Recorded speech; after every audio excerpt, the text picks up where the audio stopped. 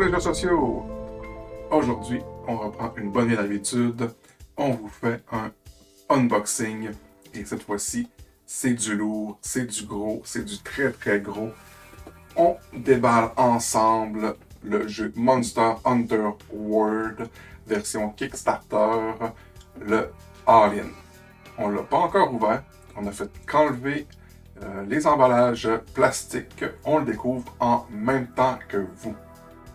La première boîte, c'est une boîte jeu de base. Il faut savoir qu'avec ce projet-là, il y avait deux versions du jeu de base, soit la première qui est l'ancienne forêt. Et vu qu'on a le All-In, on va pouvoir découvrir les deux. On va commencer par l'ancienne forêt. Alors, un petit papier qui sert à protéger, mais aussi à nous dire comment ranger les choses. On a un premier insert. Il faut savoir que c'est un jeu de miniature. Et miniature, faut le dire vite, c'est des très grosses figurines. Alors là, on a les ailes dans les premiers monstres.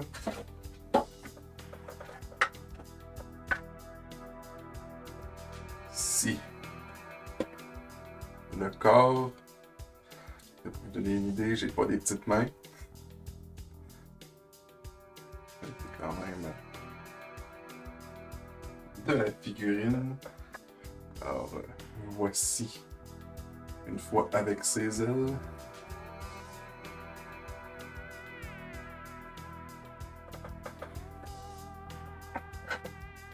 On a ce qui ressemblerait à un tyrannosaure.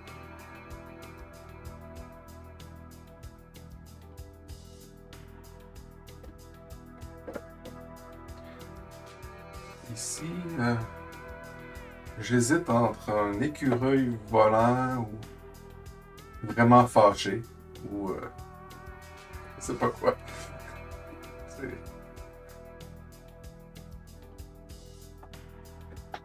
On continue avec un gros iguane.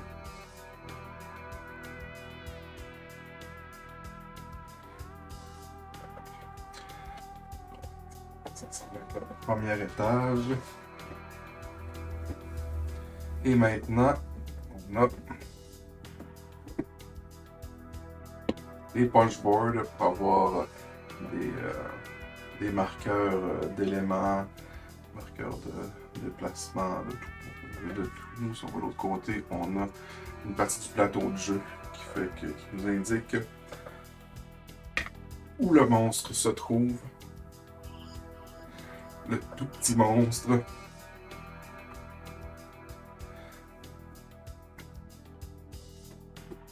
Ensuite, on a le livre de jeu qui est tout classique, de bonne qualité, mais déjà vu récemment beaucoup mieux. Et qui nous fait combien de pages? Qui nous fait quand même un 40 pages. Un petit type à la fin, je sens que ça va être pratique. N'empêche, 40 pages, quand j'ai regardé vite fait sur Internet, ça me semblait pas être si beau que ça. Et ici, le livre de quête, car oui, Monster Hunter est un jeu qui se joue en mode campagne. Donc on a plein de quêtes qui vont nous permettre, au fil des aventures, d'équiper nos personnages. Ici, probablement un plateau de joueurs qui va nous permettre de mettre nos cartes et de suivre l'état de comment tout se passe.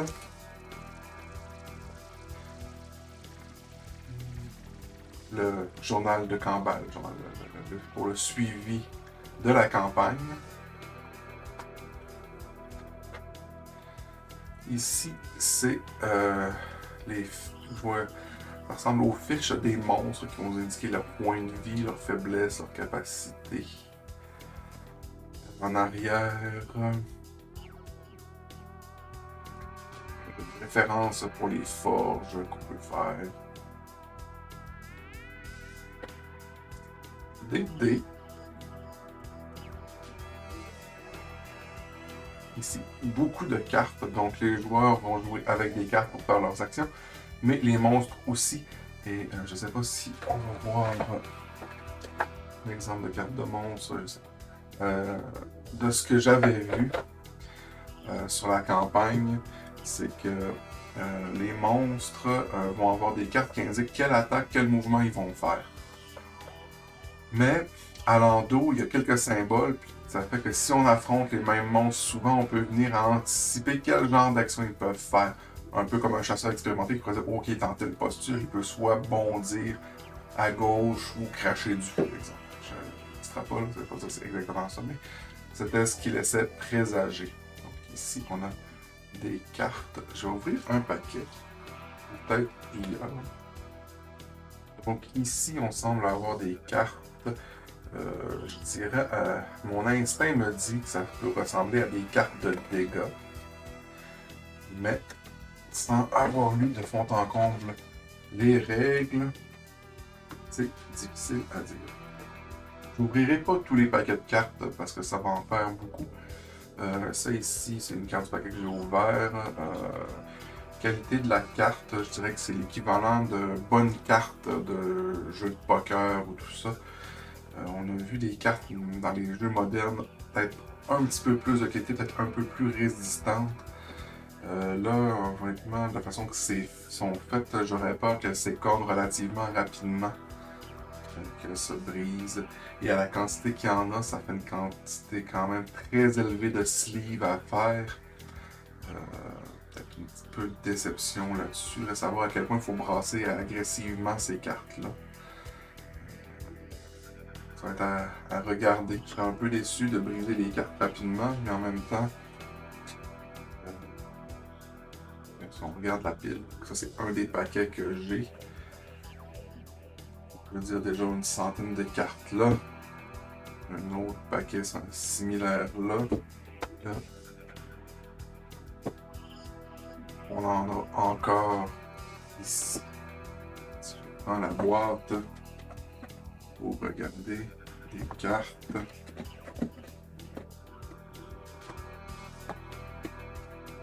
Là, encore ici.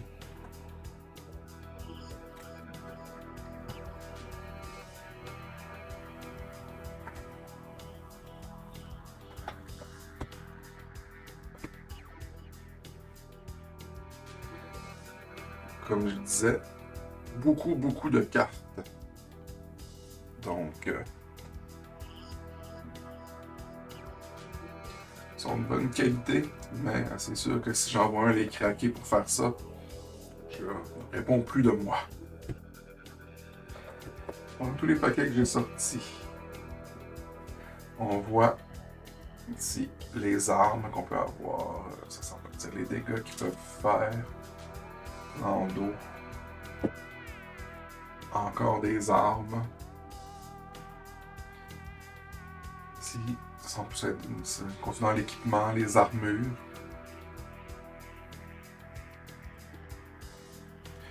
On retrouve un troisième paquet d'armes. Et là, ici, c'est les paquets d'armes, un paquet des monstres. Donc là, vous voyez le déplacement, leur capacité, les dégâts qu'ils vont faire, le nom de l'attaque. Et ici, à quel monstre ça appartient, puis les icônes qui peuvent nous indiquer quel genre d'attaque ou de déplacement il va faire. Ensuite, on a des petits jetons, des petits punch pour les cadrans rotatifs. Et là, j'ai remarqué les personnages. Donc, juste pour faire la comparaison, dans ma main gauche, un monstre. J'ai pris le plus gros, et dans la main droite, un personnage. Donc, je vais me cacher entre les autres. Donc on prend. Si je prends le plus petit monstre de la boîte de base, on voit quand même une différence de taille. J'essaie de le prendre.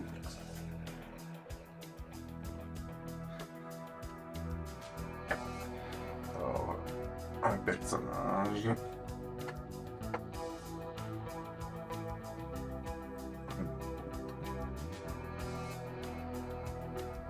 Oh, un chez cette fois-ci.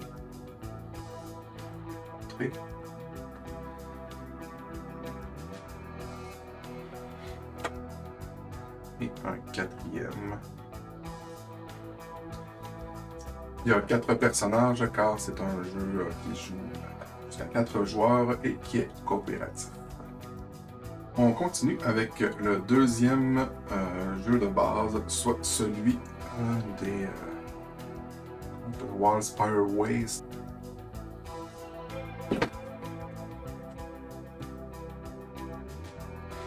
Encore une fois, il dit comment ranger nos choses. On va avoir encore une grosse créature en 2 morceaux.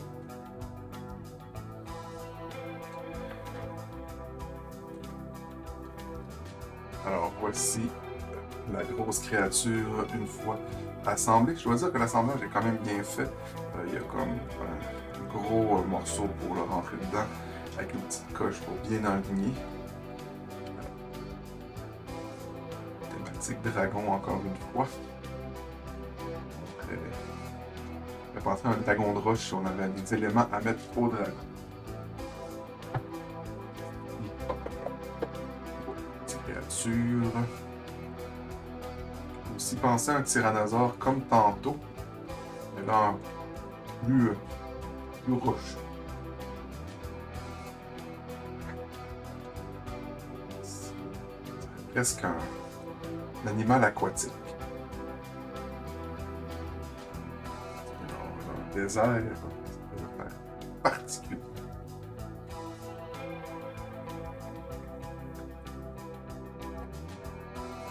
Et le dernier, une espèce de mi-dragon, mi-oiseau charognard avec une langue de serpent.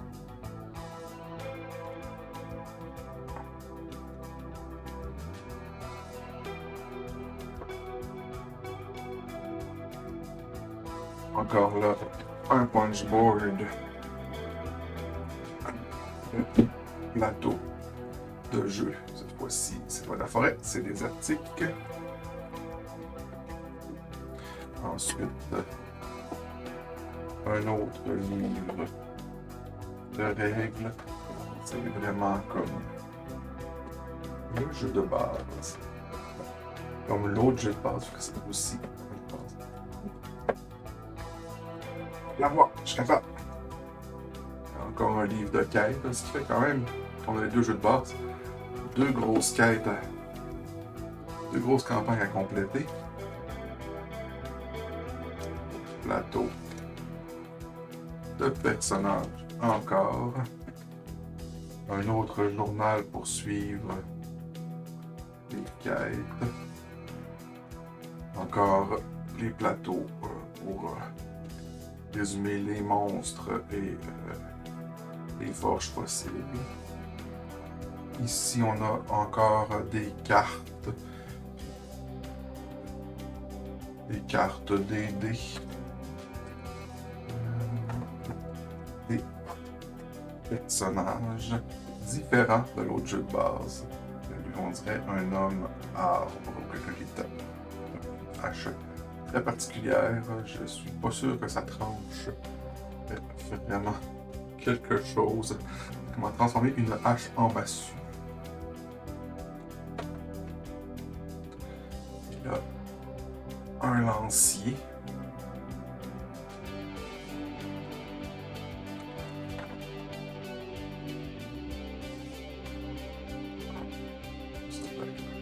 Un qui utilise un bouclier et une épée. Finir un arbalètier.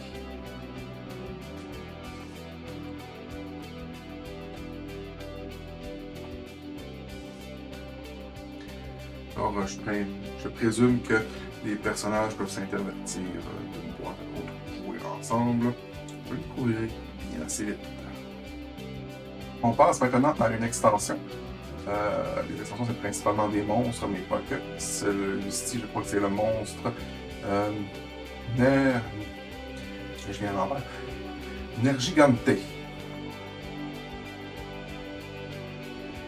Alors ici, on a le livre de règles du monstre. Je pense qu'il détaille un peu tout ce qu'il peut faire. Lui. Ici. Non. Spike token. Il va semble décrire pas mal de choses. La façon que c'est fait, ça fait très penser aux vieux livres de jeux qu'on avait dans le temps de la Super NES et du Sega Genesis. Des tokens sur un punchboard. La carte du monstre. Ici, on a les cartes d'action. Les cartes d'action du monstre. Des cartes de dégâts, mais il semble aussi avoir des cartes vraiment liées à des quêtes ou à autre chose.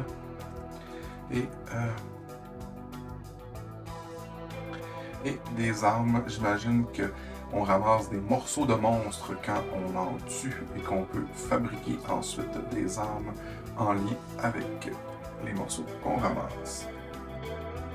Pour le monstre en lui-même, il vient aussi en pièces détachées, parce qu'on peut voir.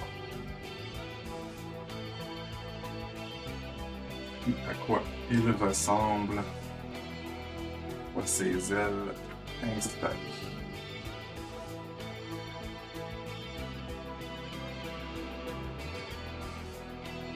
On continue avec Théostra.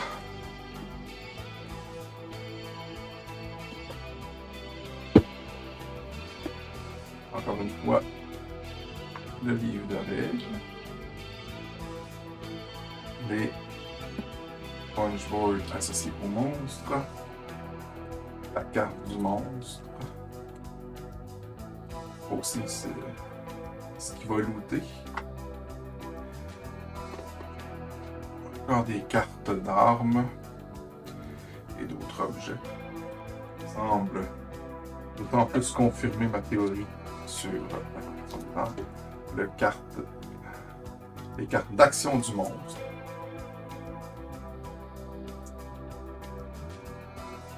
Et le monstre en lui-même, qui est en un seul morceau, ça ressemble à un griffon. Mais si au lieu d'être de l'aigle, ce serait avec un dragon.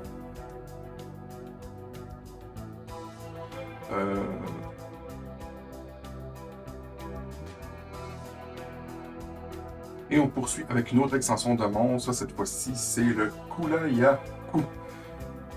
Je ne sais pas à quel point ça peut être féroce, ces oiseaux-là. Sachez qu'il y a eu une période en Australie qui s'appelle la guerre des émeus. Et c'est les émeus qui ont gagné. Livre de règles.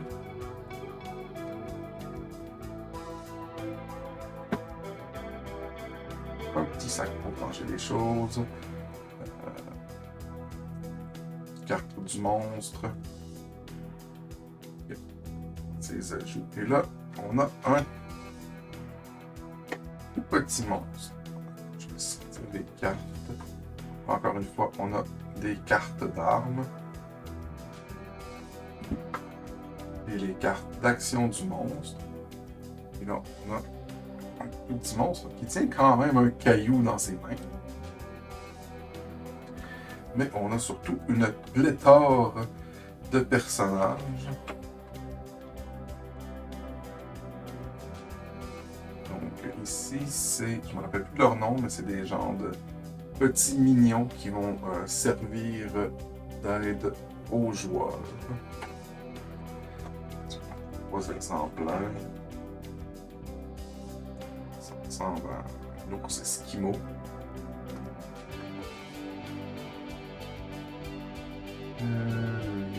semble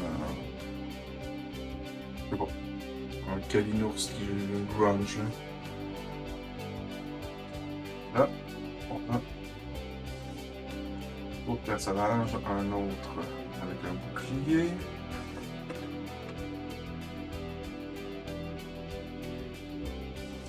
On a déjà un archer, on en a un second.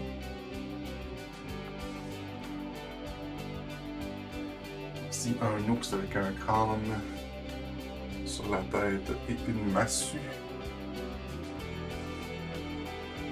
Personnage avec 2 épées. Un personnage avec une grosse épée.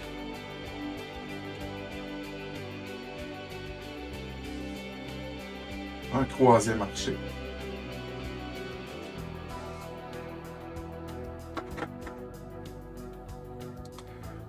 L'autre personnage avec une grosse épée encore. Il va avoir du muscle en tabarnouche pour contrôler les épées comme ça. Un avec des petites épées, j'ose pas appeler ça des couteaux, c'est quand même pour la taille de sa jambe. Là. Et un dernier avec un petit bouclier et une épée de taille normale.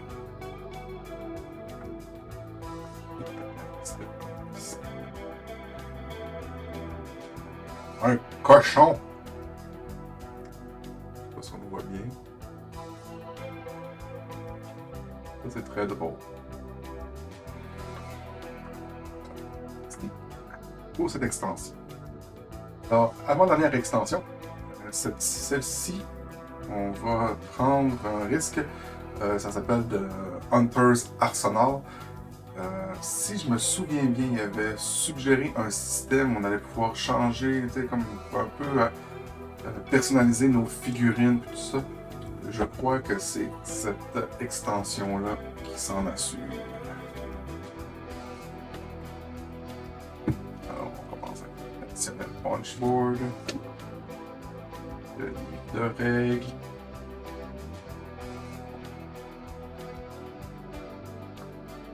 Un peu semblable. Tomber dans les années 90.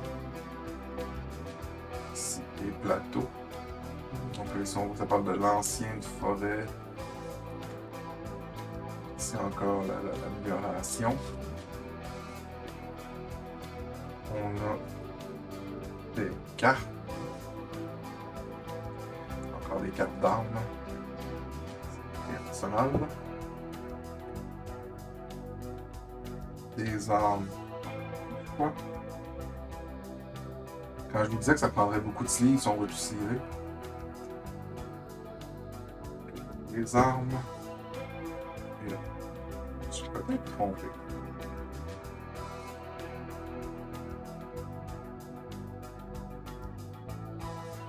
Ça semble pas être démontable, mais ça nous donne encore un autre personnage. Il y a une grande lance.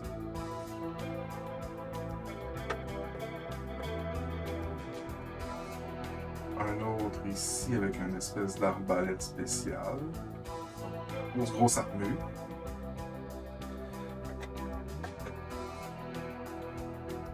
Avec une gigantesque massue.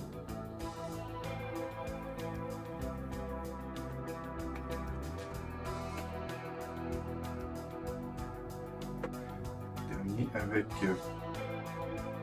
une massue plutôt stylisée.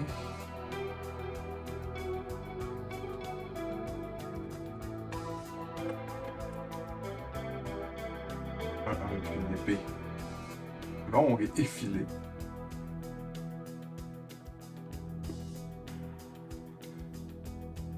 Et un dernier. Une épée fusil. C'est pas trop, et un bouclier. Pas de prédiction pour la personnalisation. Dernière boîte. Encore une extension.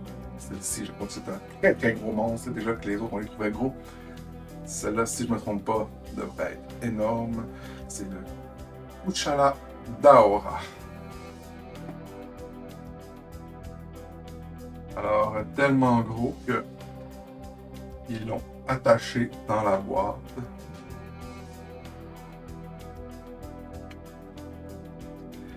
Pas qu'il bouge. Vous voyez très bien. Très gros dragon sur ses pattes arrière. Voilà. Un majestueux dragon en guise de boss suprême pour les campagnes. Le point culminant de la campagne.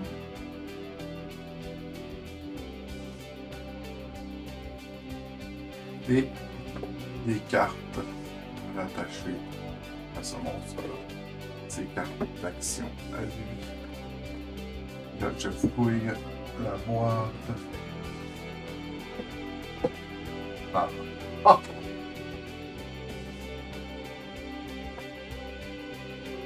On a trouvé la carte du monstre, de loot,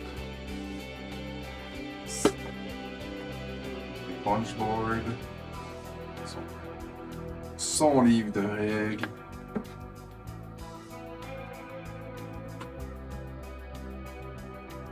C'est ce qui fait le tour de notre unboxing du jeu de société Monster Hunter World. J'espère que vous avez trouvé ça intéressant. Sinon, vous pouvez nous suivre sur les différents réseaux sociaux, Twitch principalement, puisqu'on y joue à des jeux de société et parfois même des systèmes qui permettent à notre communauté de participer. Alors, venez nous visiter, ça nous fera plaisir de vous accueillir. Sur ce, je vous souhaite bon jeu!